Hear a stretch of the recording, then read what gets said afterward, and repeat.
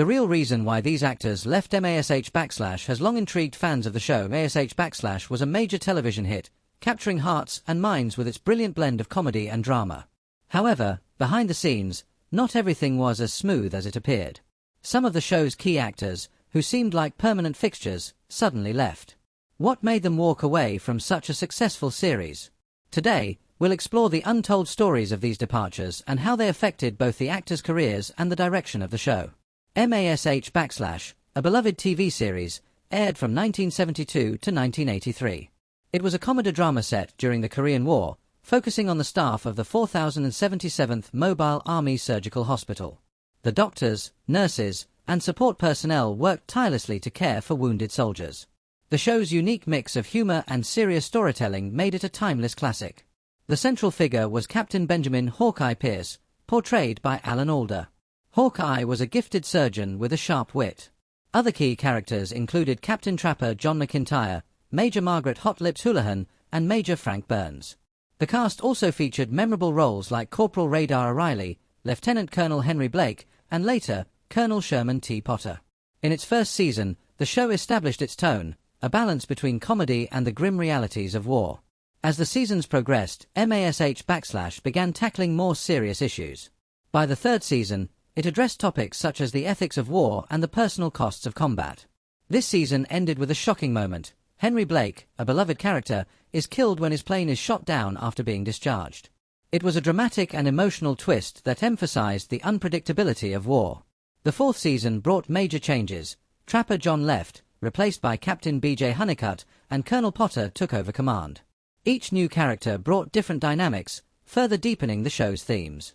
As the series continued, it remained committed to exploring the psychological effects of war, the absurdities of military life, and the growth of its characters. By the 9th and 10th seasons, the tone grew more introspective. Characters began contemplating life after the war, and their emotional struggles took center stage. The final season wrapped things up as the Korean War came to an end. The finale, Goodbye, Farewell and Amen, was a powerful 2.5-hour episode showing each character's farewell, marking one of television's most emotional endings. MASH received critical acclaim for its writing and acting, winning numerous awards. Though set in the Korean War, it resonated deeply with audiences during the Vietnam era and continues to connect with new generations. Yet, despite its overwhelming success, several actors chose to leave the show, and they each had their own reasons. One of the first major exits was McClean Stevenson, who played Colonel Henry Blake. Born on November 14, 1927, in Normal, Illinois, Stevenson came from a prominent family with strong political and medical roots. Despite pressure to follow in those footsteps, Stevenson pursued acting, graduating with a theater arts degree from Northwestern University. After working in radio and writing for shows like The Tonight Show with Johnny Carson, he found his breakout role in MASH as the affable and sometimes bumbling commanding officer. His character quickly became a fan favorite, and Stevenson even won a Golden Globe for his performance. However, by the end of the third season, Stevenson felt underused and overshadowed by co-stars like Alan Alda. He wanted more substantial roles where he could shine as the lead. Disappointed with the direction of the show, he left, and his character was famously killed off, a groundbreaking moment in TV history. Although he attempted to recreate his success with shows like the McClean Stevenson Show and Hello, Larry, none matched the impact of MASH. Stevenson passed away in 1996, and though he later admitted that leaving the show may have been a misstep, his portrayal of Henry Blake remains iconic. Another significant departure was Wayne Rogers, who played Trapper John McIntyre. Born in Birmingham, Alabama, in 1933, Rogers was a Princeton graduate with a degree in history and served as a Navy navigator before turning to acting. He studied under renowned coach Sanford Meisner and worked small roles throughout the 60s. His big break came with MASH, where his chemistry with Aldous Hawkeye was a highlight of the show. Trapper John was witty, principled, and charming, but Rogers felt the character was becoming sidelined.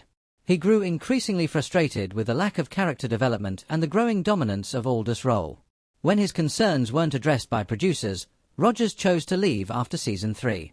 Following MASH, Rogers starred in House Calls, which earned him a Golden Globe nomination, and remained active in TV and film. These early departures altered the dynamic of MASH, yet the show adapted and continued to thrive. Still, the stories of McClean Stevenson and Wayne Rogers highlight the complexities behind television success, where creative fulfillment and recognition often conflict with ensemble storytelling. Their choices, though risky, contributed to some of the most powerful moments in TV history and reminded viewers that even comedy has its cost. Wayne Rogers appeared in several other TV series and movies, with one notable role being his portrayal of civil rights activist Morris Durr in the television movie Ghosts of Mississippi. This role showcased Rogers' ability to take on more serious and dramatic parts, further solidifying his reputation as a talented actor. In addition to his acting career, Wayne Rogers was a successful businessman and investor. His interest in finance began during his time on MASH*, and he eventually managed his own investment portfolio. Rogers became known for his financial acumen and earned the nickname The Wizard for his expertise. He regularly appeared as a financial analyst on the Fox News Channel's program Cashin' In, where he shared his insights on investments and the stock market. Rogers' success in the financial world reflected his intelligence and ability to excel in multiple fields. His personal life was as rich and varied as his professional career. He was married twice, first to actress Mitzi McWhorter in 1960, with whom he had 2 children, William Rogers IV and Laura Rogers. Although they divorced in 1983 after years of separation, Rogers married Amy Hirsch in 1988, and they remained together until his death. He was also rumored to have had a son named Luigi Calabra with actress Melinda Nod. Wayne Rogers passed away on December 31, 2015, at age 82 due to complications from pneumonia. His death marked the end of a remarkable career spanning over 5 decades, leaving a legacy of memorable performances as a talented actor and savvy businessman.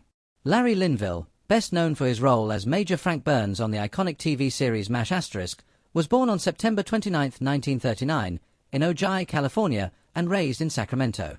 He attended El Camino High School, and after initially studying aeronautical engineering at the University of Colorado, his interests shifted toward the performing arts. He was accepted at the prestigious Royal Academy of Dramatic Art, RODA, in London as one of only 3 Americans to receive a scholarship.